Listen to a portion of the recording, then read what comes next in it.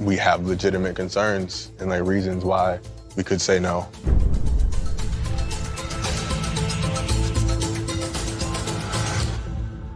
Hey guys, and welcome to Little Black Book. You know what time it is.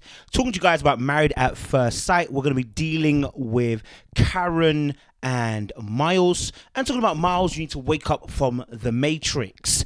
Guys, if you are new to the channel, make sure you like, you share, subscribe, click on the bell button for notification of the uploads. And for those of you who are returnees, well, you already know what it is. You got the minerals. My throat is a little bit gone, so we'll go again. You got the minerals. All right, cool. Don't forget to grab your merchandise as well as displayed on the side here. Grab yourself a hoodie before the winter comes. So if you guys watched the recent finale or the D-Day decision day, you would have seen Miles and Karen having their choice being made, which is to stay together in a marriage. Now, we kind of knew this. If you've been scouring the blogs months ahead of time, people were speaking about it, and they had been spotted out and about as well together. Now, in this particular episode, I want to discuss Miles, you need to wake up from the Matrix. And the reason why I'm saying this is because we are sick and tired of seeing Karen take advantage of you, Miles. And it gets to a point where we do have to put some level of accountability on the individual when they have many different clues as to what's going on. What do we say that? With Miles, I believe he's got a little bit of a Superman complex. For Karen, she didn't like the cameras, so being able to have cameras away for a little bit, us be able to like get to know each other a little bit better. And the Superman complex is an unhealthy sense of responsibility or belief that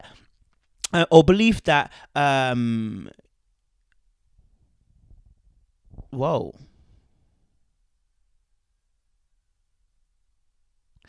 It's an unhealthy, Superman complex is an unhealthy sense of responsibility or belief that lacks the capacity to successfully perform one or more tasks, consistent need to save somebody. Whoa, that is off.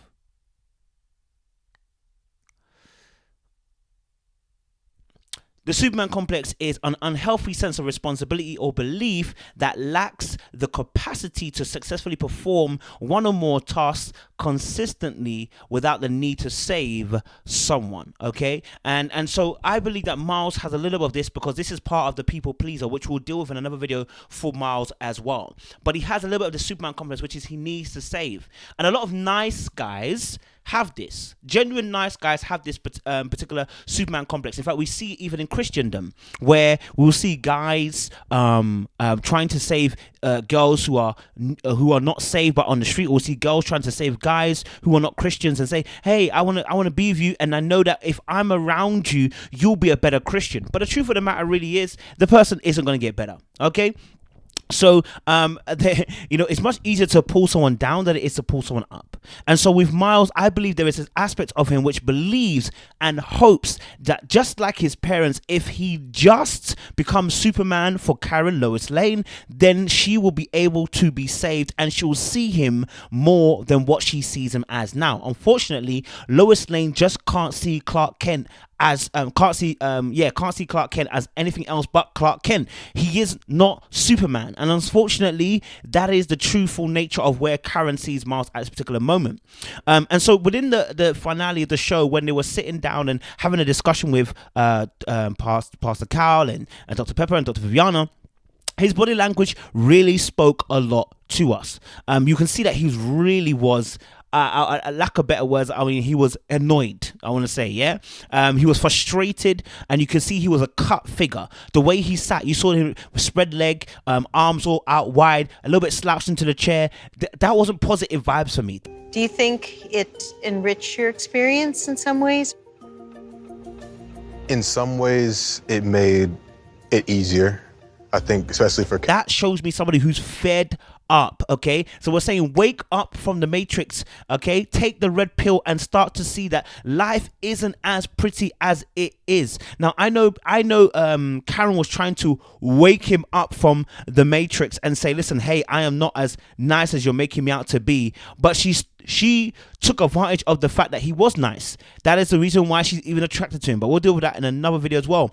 The reason why women like Karen are attracted to people like Miles is because they're narcissistic tendencies. And when I say that, we all have some level of narcissism in us. There's a bit of love, a self-loving in us, in most of us, all right? there's a little bit of vanity in a little bit as well. When you walk past a car, you look at yourself, it's a bit of vanity, a self-love, right? And so when you meet someone that is such a people pleaser, unfortunately what can happen is the dark side of you, the dark side of which you don't even know is in you sometimes, or you're aware of, but you never thought it would come out because someone would put you in your place. You find yourself actually now stretching boundaries because the person's boundaryless. And so now you find yourself taking advantage of the person simply because the dark nature in you, you're not under control of it. All right. But let's continue onwards. He mentioned obviously there was no sex for 4 months in the marriage, and he would be surprised if somebody told him this at the beginning of the marriage. He wouldn't accept it. But as it's so bees, they were 4 or 5 weeks into the process and still no emotional and no physical intimacy, which is what he says. Wedding day that I would be here 4 months later and had not had sex with my wife, I would have been pretty surprised. I think 4 or 5, 6 weeks in, I was like, we're not. And then he said, obviously, he wasn't getting his needs met. Okay. And also as well that, it isn't clear that this woman could meet his needs or has a capacity to. And I think this is quite interesting because we're seeing now Miles beginning to wake up from the matrix and start to realize Karen isn't all sweet roses. Someone might say, well, Karen's been trying to tell him that. Yeah, but the point of the matter is she shouldn't have to tell him that. She should behave. You should take a control of your own self. Look, if my missus, wants to keep helping me, supporting me, loving me, showing me affection, like going above and beyond, do you know what my response is going to be? To try and do as much as I can the same for her. Do you know why? Because a good human being does that. Because when you really care about the person, when you really love the person, even if the person is doing the most for you, you don't decide now I'm gonna do the least for you. Deep it. You're a bad person in some as I say, the things that you do are bad. Okay? Yeah. There's a term which says there's no bad people, just people do bad things. But you are doing bad things. You are taking advantage. That shows your darkness within you, right? Because look, if my missus is doing the absolute most, I'm trying to do the absolute most for her too, within my reason. I'm not trying to take advantage of your niceness and your kindness. Anybody doing that and then using an excuse of you're too nice and that's why I took advantage of you, you're lying. The darkness is in you. The darkness is in you. Your lack of respect for the man in front of you tells me more about your heart than it does about him. You understand? And then he goes, what was interesting as well, and it's interesting because Miles's facial expressions are telling us a story in itself, okay? And I believe that Karen, as I've been saying in my other reviews, I still don't care. Even if they get married, there are problems that are mounting up. And Miles said it himself. He said, listen, there are issues that we haven't sorted out yet, legitimate reasons for us to say no, but he said yes at the end of the day. And that's not even a problem in itself, and we'll deal with that with the people pleaser video. But he's...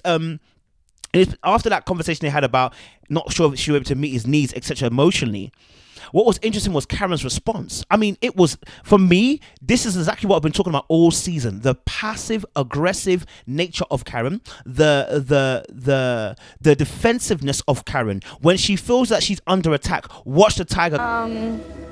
For me, to be very frank, in the beginning, like, when I think about physical intimacy, come out. Yeah? Watch the tiger come out. When she feels like someone is about to defamate the character, yeah, that's when she comes out. Yeah, and it's interesting because she said, obviously, for me to be very frank, and it's like, yo, the energy she put behind the tone of the very frank, the way her face was, the way her body language showed, it told me that you were gonna come at, man. Yeah, you had enough of what he said, and let me tell you the truth. Let me tell you about yourself. Because obviously you've been talking to me about your emotions. Let me tell you about yourself, to be very frank. Yeah? To be very frank, isn't it? Yeah? I don't feel like I'm in that emotional space I need to be in. Led by emotional intimacy. Yeah. If that connection is not there, then it's hard for me to want to kiss you. It's hard. And I showed you that, guys, on Married Unfiltered, where she said she didn't know she had the capacity to love him like that. I think she still doesn't know she has the capacity to love him like that. She's still trying to convince herself, she obviously, if that connection isn't there emotionally, then it's hard for her to enter into the physical intimacy. That's great, but you've had 4 months to do this, sis. What have you been doing for the last 4 minutes? Miles, wake up. wake up and smell the Kenko, the coffee, because it's strong right now, sir. You had it good when you said at the end, we have legitimate reasons to say no, because you should have said no. And if you wanted to continue, you could have continued after the show is done, right? And so let's just start, we'll go dating or whatever, blah, blah, blah, because maybe that's what you need, because a marriage right now, you are not ready. You are not ready. You know what I mean? What have you been doing for the whole pandemic? For 4 months, what have you been doing? And then she goes on to say it's hard to kiss and hold your hand if I don't feel that's where we're at right now. And what's really Me to want to kiss you. It's hard for me to want to hold your hand. Like, if I don't feel like that's where we are. Interesting about this term is the fact that they Miles tried to initiate a conversation some episodes back about intimacy, right? The calendar gate, okay? But before he got to the calendar, he asked a very good question. He said, first of all, about intimacy, and she's not really feeling to have that conversation. And then he said, okay, how do we get there then, right? And that's when she deflected again by saying, we'll get there when we get there. Well, sis, if you want a man to lead, you want the man to be masculine, you want the man to give you a plan, you want the man to take charge, you want the man to put you in your place, but you are not allowing yourself to let him lead. You see, so when he asked that question and said, it was a very good question. So how do we get to that place of intimacy? We get there when we get there. Well, sis, you just said right now that you can't get to the place of physical intimacy without there being an emotional intimacy. How do we get there then? That's the answer. You have to be emotionally intimate. But how do we get to the emotionally intimate part? Is there another, you know what I mean? Like, there seems to be a barrier each and every time and a hurdle for Miles to keep going through. Miles, you need to wake up. Now, let me be very frank here as well. Miles's problem here is the boundarylessness.